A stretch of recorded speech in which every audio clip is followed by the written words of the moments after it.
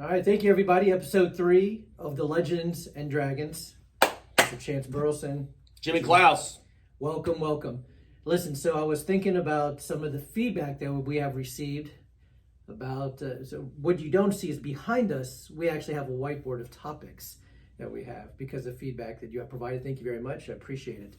So one of the things that I was thinking about, and it's something I hope catches on, because I love this icebreaker. Where, Mr. Chance Burleson, I need you to tell me one of two things. This is the icebreaker. I need you to either tell me that the government is batting 1,000, that they do not lie to us, or tell me a conspiracy that you believe in. Go. I cannot say yes to the first question. Shocking. Because Right. guess what? No one has yet to tell me that the government's batting 1,000. Okay. So Not only do I not think that our government isn't batting 1,000, I'm not sure in the history of human civilization if a government has ever batted 1,000. that's fair. Fair. So I'm one of those people. I am a patriot. I love this country. Yeah. Okay. But I heard a comedian say one time, America is the best country.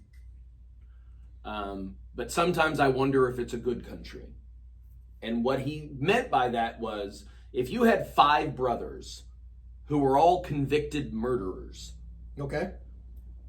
but one of them had only killed one person, and the rest of them had killed more than one person, that's the best brother. Doesn't make him good, right? So I do believe America is the best country in the world, but that I also believe that compared to what's out there, what we're comparing ourselves to. Okay. You know? So what I mean by that is, just because I'm a patriot and just because I love this country doesn't mean I don't think we should improve it. Right? I think we should improve it. Absolutely. I agree with that. So I don't believe anything. I should be clear that my politics was formed at the age of 10 by obsessively watching George Carlin videos. Solid. Okay? Okay. And I didn't want Kids, go look up George Carlin. Yeah. When I remember hearing at 10 years old, because he described very in detail like what he believed was going on, and I remember thinking, oh, that's depressing. That's horrible. Yeah. Surely that's not the case. Right. And I've seen nothing in my 51 years of life to counter anything he said when I was 10. Sure. Yeah. So as far as conspiracy theories, so I know you and I'm older than you, but not enough that you don't remember where you were when you saw the towers fell. Right. Right? Right. Okay. I remember I was married and I had a young child, and I remember my wife waking me up at the time and saying, we're at war, we're under attack. She turned on the TV, big box TV, not the flat screen, right? Yeah, I remember. And I remember seeing the plane fly into the building. I didn't catch the first one, but I caught the second one. Right. And I remember watching it fly into the top of the building. And I remember watching the buildings fall from the bottom up. And I'm not an engineer, I should tell you that, right? But I remember at my age going, does it do that? Yeah. Does it fly into the top and then they melt from the bottom? And again, I don't have enough information. I'm ignorant of all this stuff, and I've heard it explained a bunch of different ways. But that didn't do anything for my skepticism of what I'm being told. So I'll finish the question that you just asked with this answer. Okay. The question I always ask myself when I'm being told anything, okay? When I'm being told anything about how awful Trump is, or when I'm being told anything about how awful Biden is, or any of their subordinates, Right. the first question I ask myself is, who wants me to know that? Right. Who wants me to know this information and these data points, and what Yeah. do they have to gain from me believing this about that person? Right. Yeah. Does that make sense? That makes absolute sense. I don't know the answer to it, Right. but my skepticism is very, very real. I don't really believe anything that I'm told or read or see Right. when it's shoved in my face by somebody else or something else. Yeah. Have you seen the video of Joe Rogan interviewing Howie Mandel? No. After we're done today, I need you to go. Okay, look all right, go I'll do look it. at- I'll go do look it. Joe Rogan interviewing Howie Mandel. Okay. And you could probably Google search like media Sure. or media influence. It is everything, every channel in different parts of the country are all saying the exact same thing. So they have it display, just repeat, just the same thing. Really? I mean, I believe. So you see what I'm talking. I- So well, absolutely, you answer the yeah. question. Okay, so you answer So- the question. So every time I ask this question, I get down a rabbit hole for about a couple days because when I say, "Hey, tell me right now, government's batting 1,000," but they don't lie to you, or tell me conspiracy theories. Some of the conspiracy theories that they tell me, I'm like, I gotta go look this up. I gotta go find it.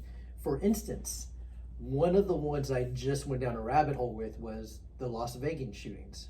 Remember the Las Vegas shootings a few years back? Oh yeah. And of course, all of these disasters, of course, we're not trying to make light of No, anything, not at all.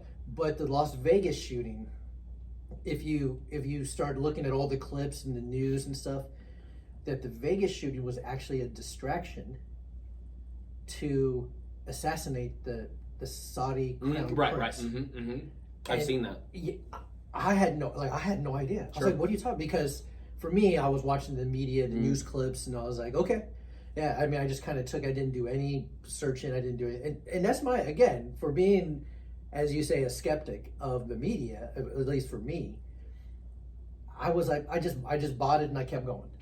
But then when you start looking at, wait a minute, this one white guy had all these guns, and he was staying. But then there were these two ladies with him, and then just kind of following the rabbit hole. I was like, I believe the Las Vegas shootings was a distraction for whoever, bad parties, to eliminate the Saudi crown prince. That's good. So, It's and the crazy. thing is that it's not necessarily like. So I had a really good friend, and he's still a good friend, but he's the kind of good friend that you just can't talk to anymore. Is it He's because just too- he's gone. He's Okay. gone. All right. Like when I met him, he wasn't all the way to birds aren't real and there's a flat Earth. Okay. He wasn't all the way there. But he was but, out there. But it was all over but the shouting. Right. You know. Right. And so he was 100%, 9/11 inside job, blah blah blah blah blah. Yeah. And what the question that I asked myself is, who's telling me this and who wants me to think that, right? Yeah. What I think is that the truth is far more convoluted, where a lot of these tragedies, a lot of these horrible things, they get piggybacked upon by really nefarious groups. In Right. other words, maybe the Las Vegas shooting wasn't completely orchestrated, but I don't believe for a second that somebody didn't piggyback on that to hide something else. Oh, yeah, like, absolutely, Like yeah. like Tower 7. Sure. And you know what I mean? Yep. Like when they said that, planes from 47 miles away had some shrapnel that went across and then dropped another 7-story building. You know what I mean? Yeah. That was way far away. Right. There's just information where I'm wondering, in politics, do you know what a rider bill is? Oh, right. No, I don't. Okay, Rider bill. so let's say there's some legislation they don't want to pass, or they want to pass, but they know no one's going to vote for it. Okay. No one's going to allow it through. So what they do is they'll take something that's really not cool, and they'll slide it into a bill that has a lot of really awesome stuff in it. Yeah. Oh, yeah. Do you know what I mean? Absolutely. So it's like yeah. I tell you what we're going to do. We're going to pass a law where everyone has to marry a pelican, and they have to and they have to constantly carry 47 cans of sugar snap peas in their underwear. Right. Sure. Okay. Nobody's going to let that happen. Right. But if you put it on a help the homeless bill, Right. then it'll slide it in. And so that's when I think of these tragedies, I'm wondering how many nefarious, like not to be named Voldemort groups are using this to hide something very nefarious. It happens all the time. Right. It happens all the time. So that's when I don't believe in a conspiracy. Right. But I believe that there's a lot more going on behind the scenes that I'm not sure we'll know about. These groups are really good at hiding. So this is why I love this topic. Like, you're sitting around with the boys or ladies, always sitting around with the ladies. Sure. Just throw that question out. Say, right now, you have one or two choices. Government's batting 1,000. They're telling you the truth. Or conspiracy. And then it's amazing. Like, the topics, like, we could probably talk on this the entire podcast. Absolutely. I mean, like, oh, the moon landing is fake. Or this 9/11 is all, taxes. Right? All of this But stuff. also, birds aren't real. The birds aren't real. I can't get behind that one. I cannot get behind that one at all. And like, when people tell me that one, I'm like, I'm tapping out. I gotta tap out. Have you ever seen that meme that says QAnon is just trailer park Scientology? Oh.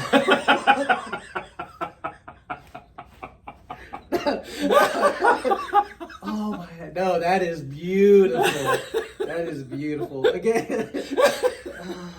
Listen, social media, there's love it or hate it, social media. First of all, there's some pretty creative people out there. Really good. The internet's undefeated when it comes to a lot of nonsense.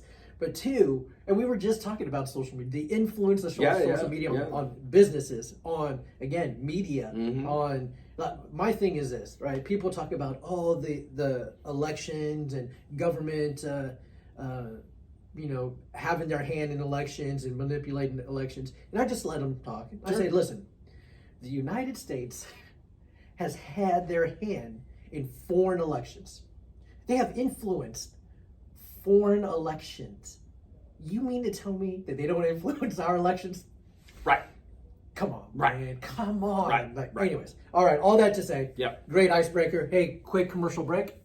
We don't have commercials, by the way. No, we don't. But look, QR code, I just posted it on our Legends and Dragon podcast Facebook page. You get some pretty cool garb here.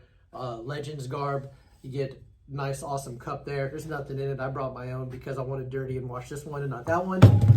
But what I want you guys to do is we're going to post a link to the YouTube. We'll post a link on the social media page. But take a look at it. I have been asked this past week if there's any Legends and Dragons garb. There is not. And yet. There you go, yet. But take a look at it. It'll be shipped to your house. I like the sexy QR codes, by the way. All right, so listen, Chance, I put on our social media page, I wanted to put a question out there. Okay. For one of our topics. And this is the question that I have received from Mr. Mike Hanlon out in Ohio. Look, we have reached past Texas. Yeah. Thank you, Mr. Mike Hanlon. Long-time listener, he says. Yep. Long-time listener. One of our longest. Absolutely. First-time typer, he says. He goes, love the podcast, and thank you for taking the time to read this. I think this is less a question, but more of a topic that I have many thoughts about and would love to get your thoughts on.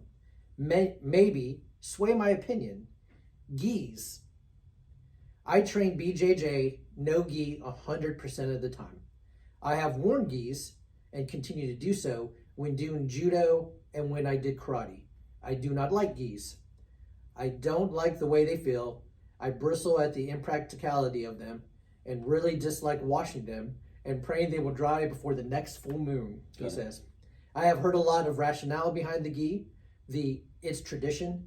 Talking point doesn't really sway me. 400 years from now, will our descendants be forced to train jiu-jitsu in too tight affiliation t-shirts and jorts because that's how it was done back then? The idea that a villain will jump out at me from a dark alley wearing a burlap noose around his neck, giving me numerous handholds to defend myself seems iffy. Maybe Florida man attacks, or he said most Florida man attacks are done shirtless. That was pretty funny because I just visited. Anyways, if we are being honest, sport versus combat self-defense rationale question, I can see that. Where I really get lost, it seems culturally that if you don't train gi, you are looked down upon. I fully understand that I will not learn BJJ techniques that require gi if I don't train that. What does that seem, or why does that seem to make me, or make one lesser?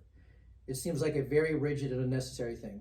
Thank you again for reading my question, and I look forward to your well thought out response and whatever Jimmy says. Okay. Wow, look at that.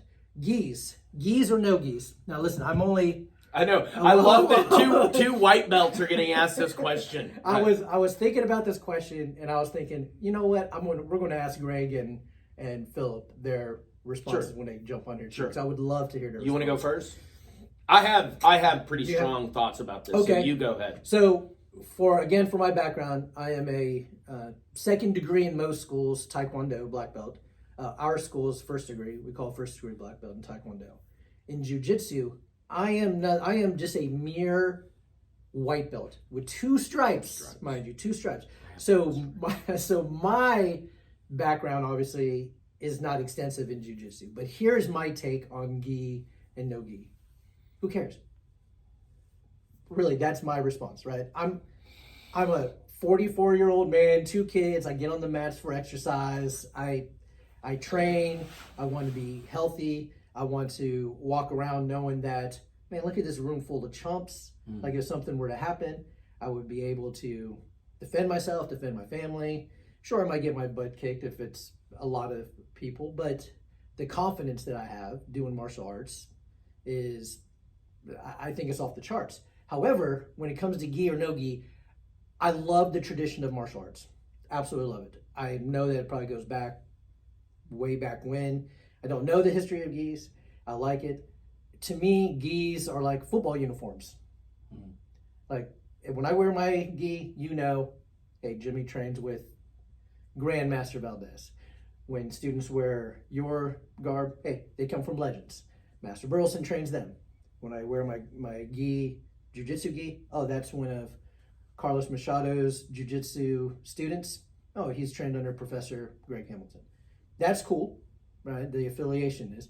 But I don't think anyone should be looked down just because you train in whether you train in gi or no gi. I think there's benefits to obviously no gi, because if you and I were to get in a fight on the street right now, no one's going to wear a gi where I can just do all of the lapel and all the.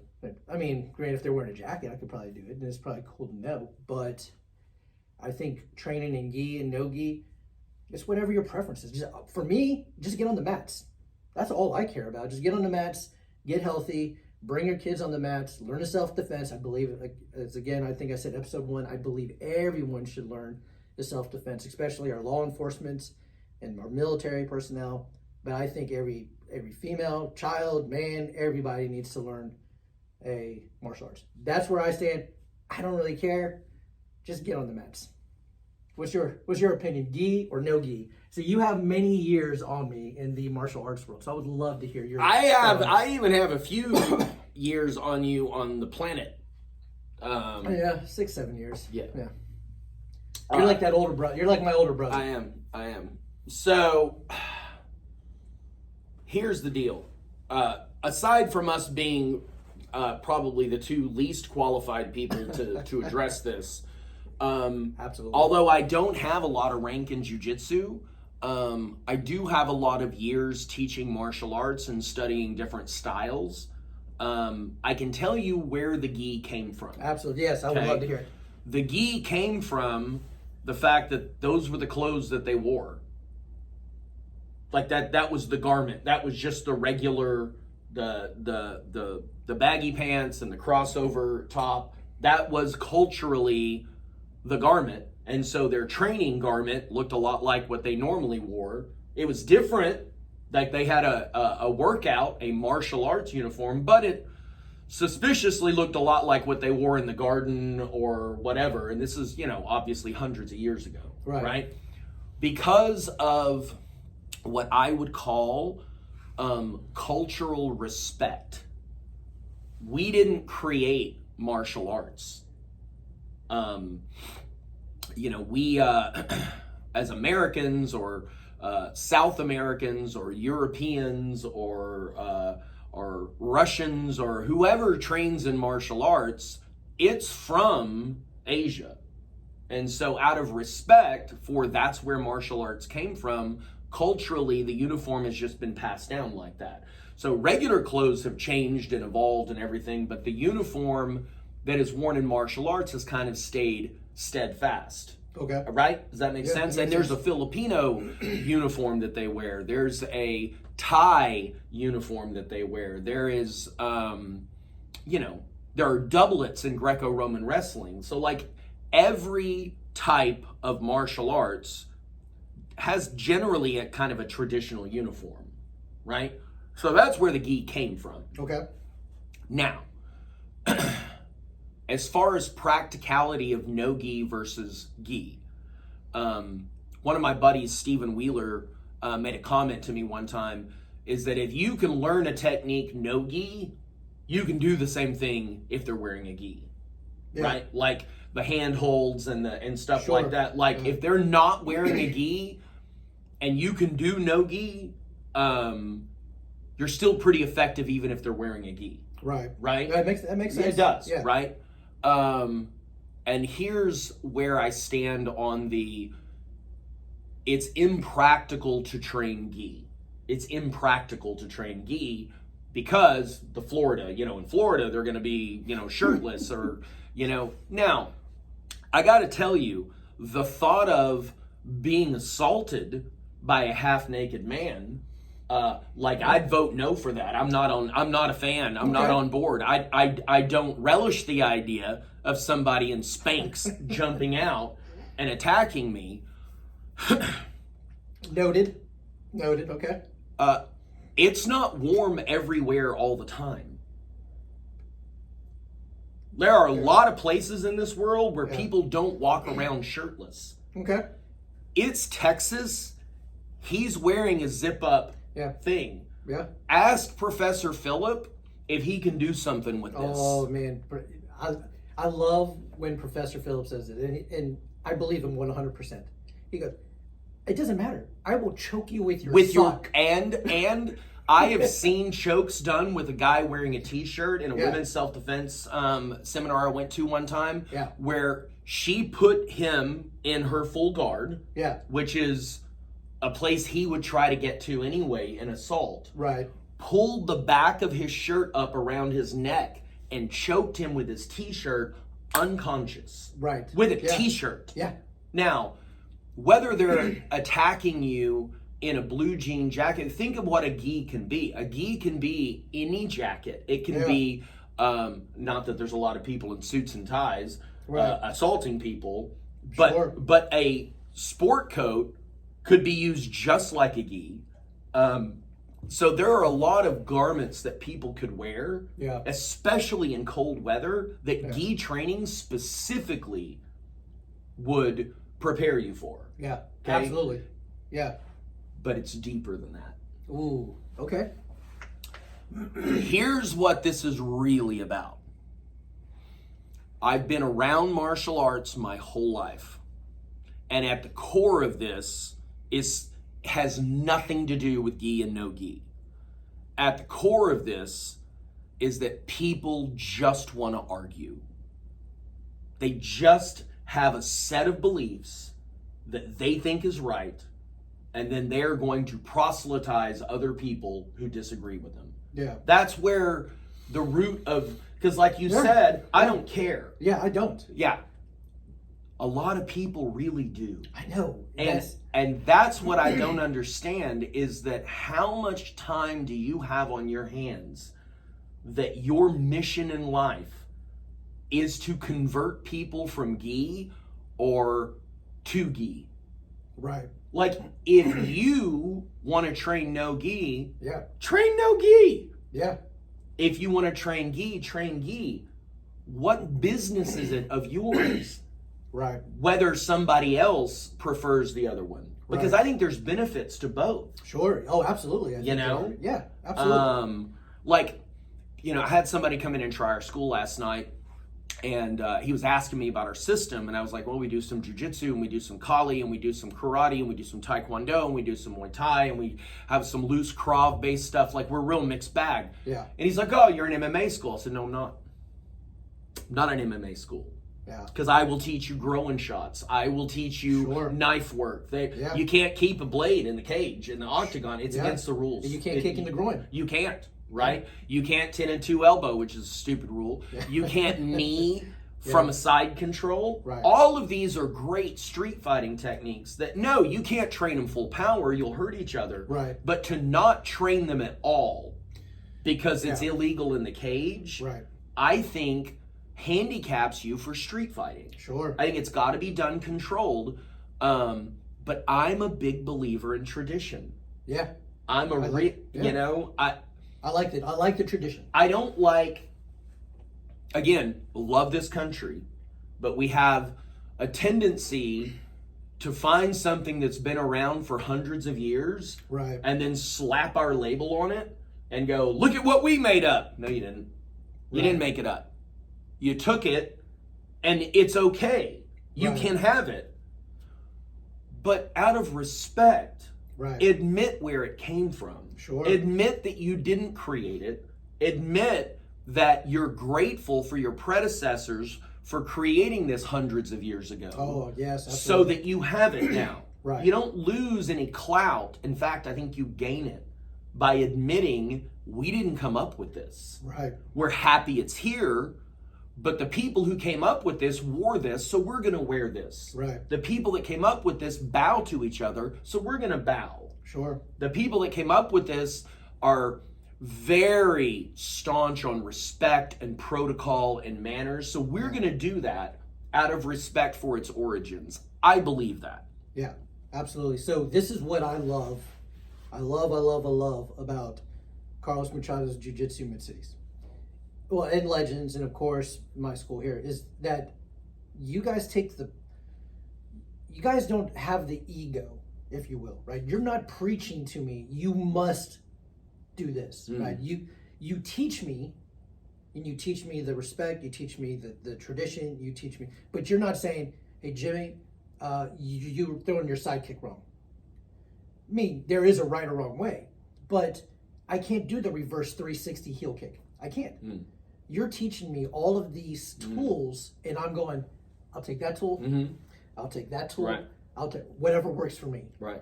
There's a foundation, excuse me, there's a foundation, of course, that you said the tradition, which I absolutely love. But over at Machado's, I love it because Professor Izzy, stud when it comes to no-gi. Unbelievable. Absolutely. I mean, this dude, And the nicest guy. he is. But this dude will absolutely fold me up and just, he is phenomenal. But he prefers no-gi over gi. But he trains gi Sure. at times as well. Professor Greg, dude, I mean, I can't say enough about Professor Greg and Phil because they fold my clothes with me still in. But they also do no-gi work, right? So even though it may not be their favorite, and I don't know, I'm definitely not trying to speak for them. I don't know which one they prefer or not prefer, but they train in both, right? So they have at least the tool in their head. Go, yeah, this may not be my favorite, but I know it. But I want to be able to do it. Absolutely, Right. absolutely. But they're not going to pressure me No. to go, hey Jimmy, you need to go Right. to the no-gi class Right, in right. no-gi. Right. Right. That's what I love about these schools. You're not pressuring me to do it. Now I want to learn it. I want to be good at it, and just for my own pride and Right, my right. own. So, but that's anyway. All that to say, again, I know I keep preaching it. Do your homework about a school. Do your homework, because if they're going to be on a platform of you must do this or you must train in gi only, and not teach no-gi, or you must train no-gi and Right. vice versa. It's, I don't know. I just have as a student, again, you guys are owners. As a student, I'm like, that just kind of rubs me the wrong way. And again, as a small business owner, right? Do you really want to go, no, you have to do this. Right. You have to attend the no-gi class. Right. Right? I don't know. Well, And, That's from a business point, I guess. McDojo Life is a great podcast. I've watched that a whole bunch of times. I love that guy. And he's got some good talking points of boxes to check if there's a school that you want to stay clear of. Okay. You know, and it's got some stuff like one of the big ones is obviously do background checks on people in schools. Oh, you mean the teachers? Yeah. Like or just students, or what do you mean? No, I'm talking about the teachers. Okay, do background checks on teachers. Yeah. Okay. In other words, do they do background checks on their instructors? But nothing would stop you from doing a background check on an instructor in a school. Right. It's a really good idea to make sure they don't have like a criminal history or something like There's that. free websites, by the way. You do that. Do they do no-touch knockouts? Can they Crocodile Dundee the water buffalo? Oh man. And We're gonna if they can, here's the thing. If that is real, I want it. All right, I want it. I have yet to find it work on anybody that wasn't their student. It's not. I was gonna say it's not true, man. I've seen it done on video. I've seen the no-touch knockout, man. David Blaine, I believe, right? All right, so, and then there's that other thing about the kind of apostle, disciple, cultish behavior. Oh, okay. You know what I mean? Oh, I know. Yeah. Yeah. And like I've got some good news and I've got some bad news if you're a part of a school. Okay. The bad news is that your instructor is just a person. The good news is that your instructor is just a person, right? They're not, they don't, have supernatural powers. Yeah. You know what I mean? They might have skills and knowledge, and they might be somebody that you look up to. Right. But being in martial arts my entire life, I always made a mistake when I put somebody on a pedestal they never asked to be on. Oh, that's real good. And so you want to be real careful. Yeah. If you're a part of a place where the person is insisting that they're on a pedestal. Oh. Because they are just a person. That's really good. They are just a person. My instructor, Hanshi Kovar, says the best instructor training is instructors training. So is your instructor continuing to be a student? Oh, that's good. Yeah. And absolutely. the people that I look up to, like Master Valdez and Professor Greg and Professor Phillip and my Kali instructor, Sifu Tom, and my Muay Thai instructor, Crew Bloss, they're students. Yeah. They're constantly learning. Right. They're constantly they're evolving and they're seeking out new knowledge and new life. They're boldly going where no one has gone before. Like and when someone is living their life that way, the admiration and respect is very natural. Oh, yes. It's not demanded like, I'm your instructor. Sure, you will respect me. Yeah, exactly. Because the thing is, love, I've been told, is nothing but mutual respect and admiration, right? And when you get in with a dojo and you really groove, you develop these love relationships, very pure love relationships like family. Right, absolutely, yeah. And it's a mutual kind of circular thing. Yeah. Because teaching is a two-way street. Like as Professor Greg and Phillip and Master Valdez and all of our instructors and coaches, as they teach us, they learn. Oh, absolutely, yeah. Like they're learning too while they're instructing. Right. But if it's a closed circuit where they say we do, but they're not being fed in any other source. Right. You know what I mean? Oh, absolutely. I think that's where kind of cultish schools come from. Yeah. You know what I mean? Is the person in charge doesn't have someone that they're getting from. No, that's good. That's a good.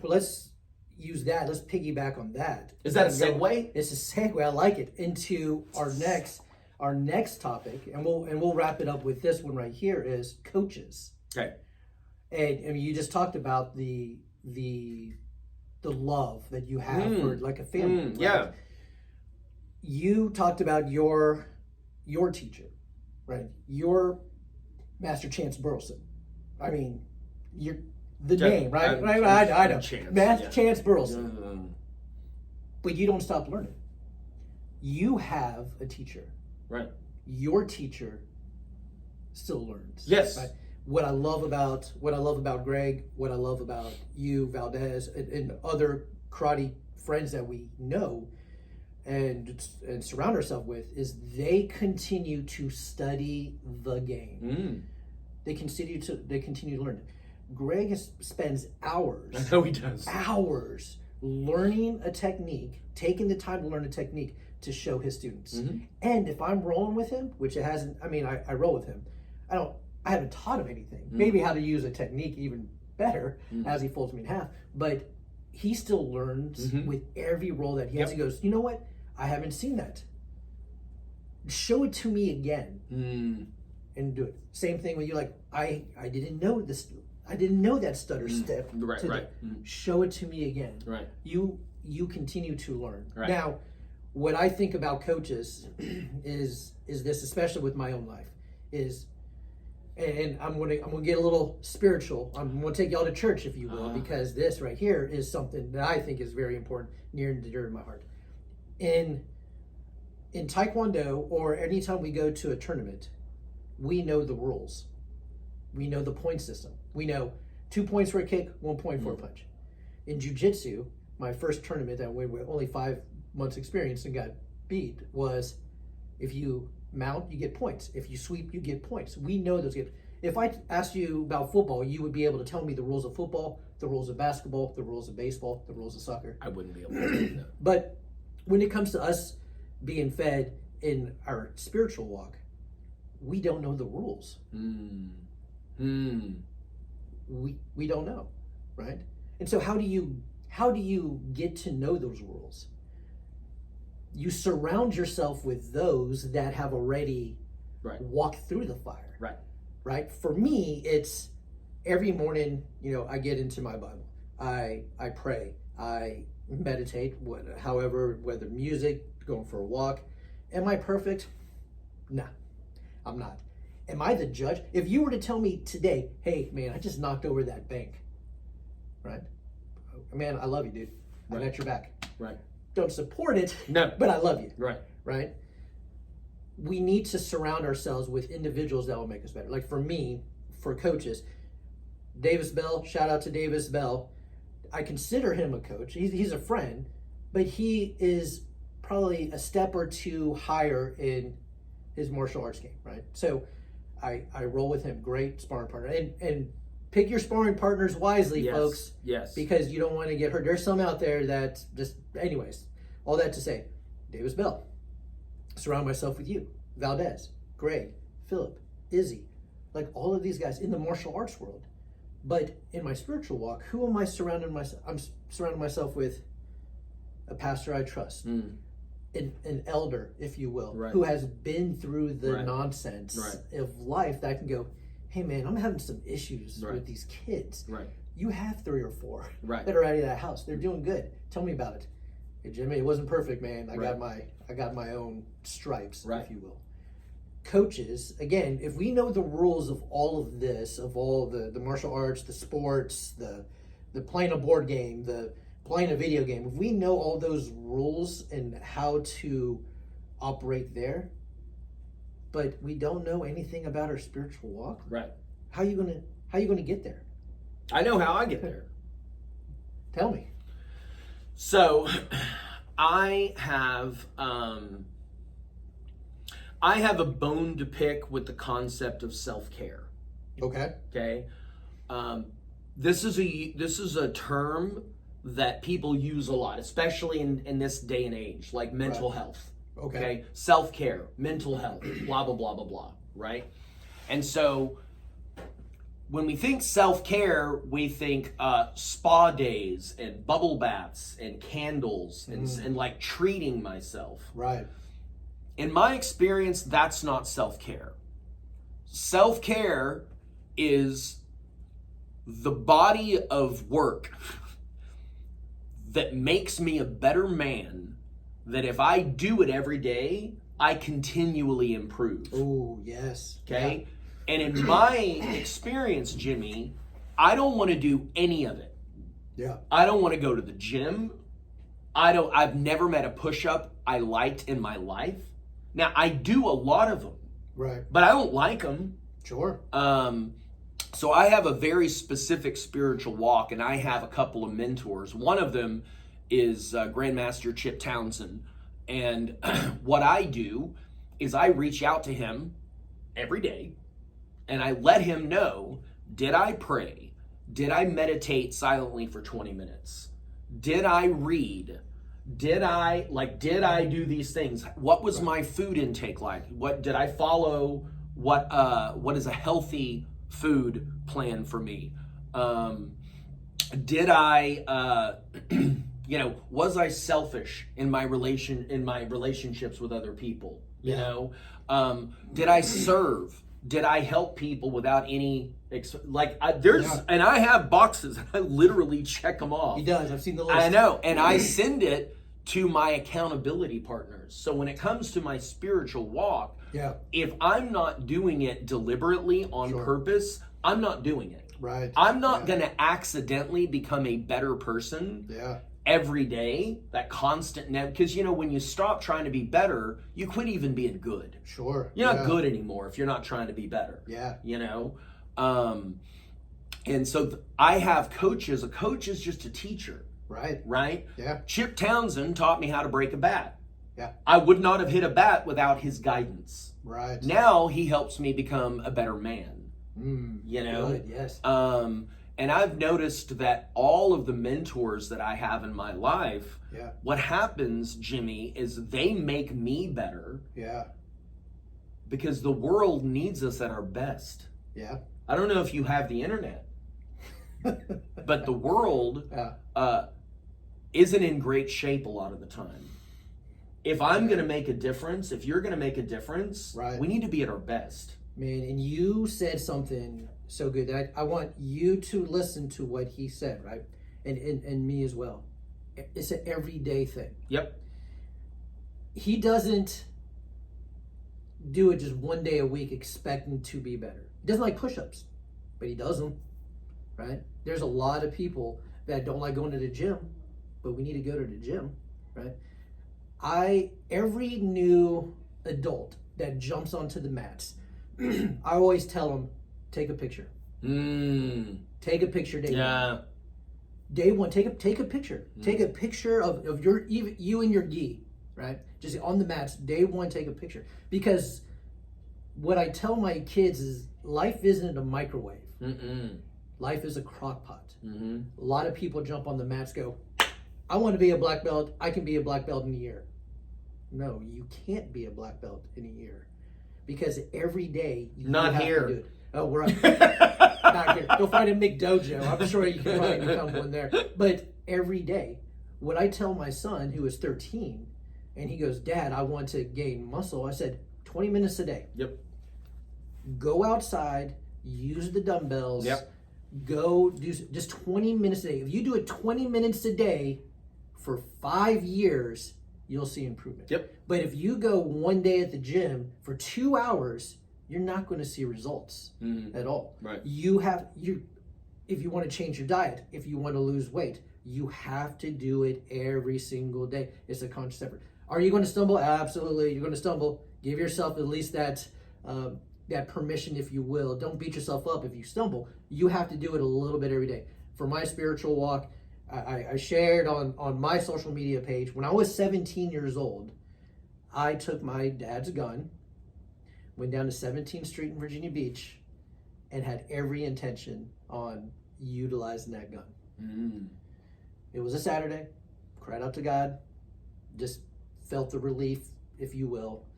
There's a lot more to the story, but kind of ending running out of time. But took the gun back home. It was a Saturday night. Went to church Sunday the next morning. Just been sold out ever since. Good for you.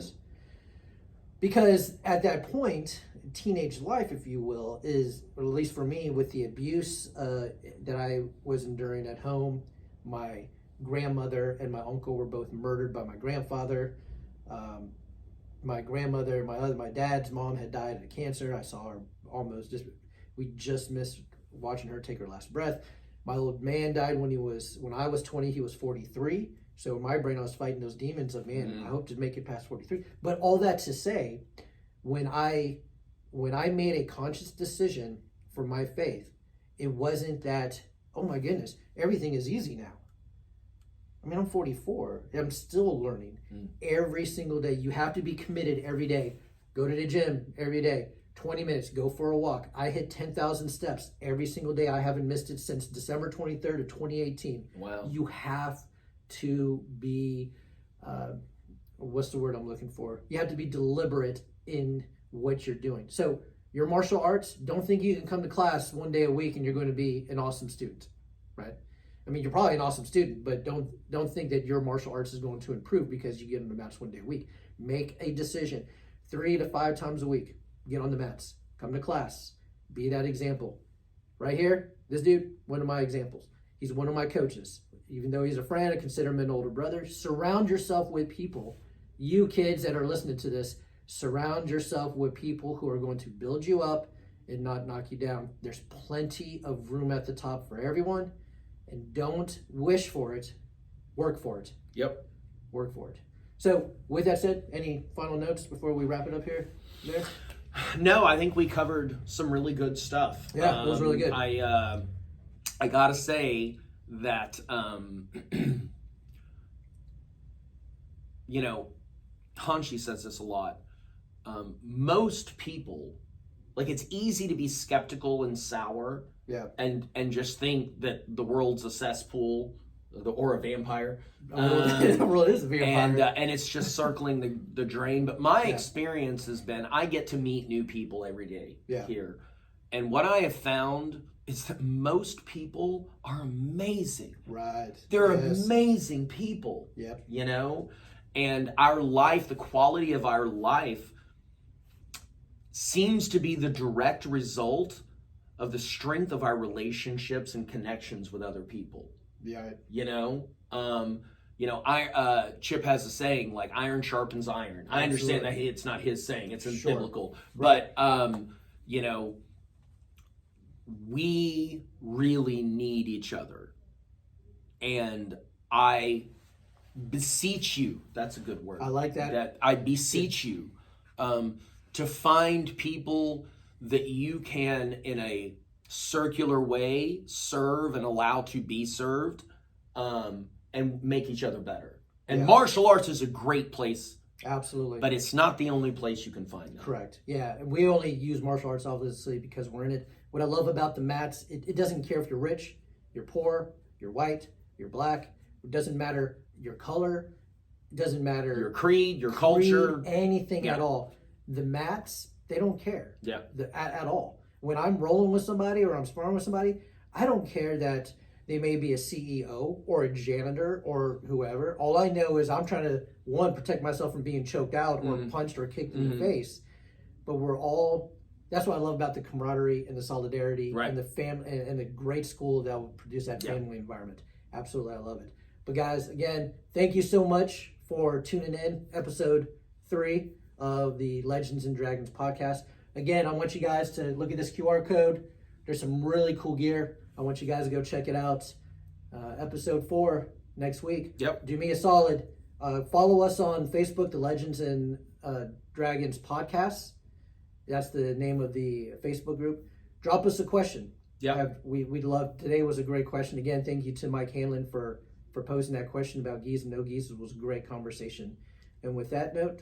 And we'll when we get Legends and Dragon merchandise, we have to call it merch, right? Oh, merch. Is it merch? Yeah. The cool kids say. You might, even if you want to ask a question for next week's podcast, you can also give some ideas on what you think would be a cool design for from shirts and stuff and rash guards and hoodies and stuff. and I'll design them and throw some ideas out there for you. I designed all that stuff, so I can design stuff for our podcast. Give us some feedback, and we'll make your ideas. Absolutely. Thank you guys. Go do something kind for one person today. We'll see you guys next week.